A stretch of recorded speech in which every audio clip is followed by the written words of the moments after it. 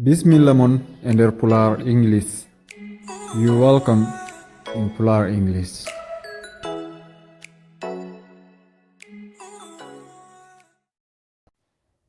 Hande ko exercise indicate the appropriate contracted form. She's / we aren't ikediɗɗi. Numéro 1. She is she's. They are holko woni contracté makko. It is not contracté makko.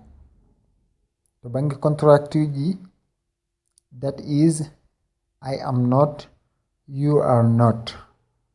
Example, kato, that is contracté makko ko that's.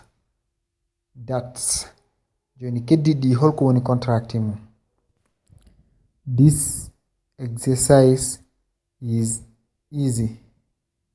O exercise omo weɓi. I'm rich. Mbeɗe alɗi.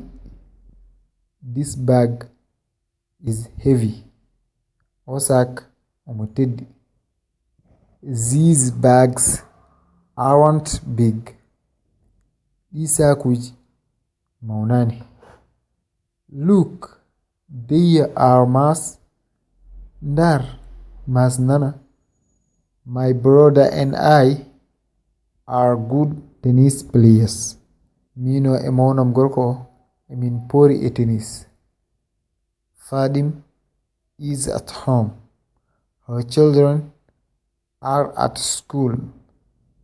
Fadim nana galle. Sukaɓe makko ɓe nana école.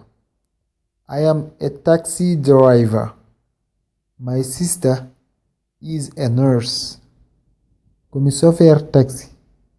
Mawnam debbo o ko infirmière. Nurse woni rewɓe ɓe ngannduɗaa ene ngona e hôpitaluji ko heen liggoto ene liggodo e docteur e mawɓe kamɓe keewi ɓadinde ko wayno sisoji en so opéraji ene waɗe e geɗe mbaɗe noon kamɓe keewi kadi wondude e malade. Thank you so much for watching, guys. Please share and subscribe, click the like button and comment below if you have a question. See you next time. Bye.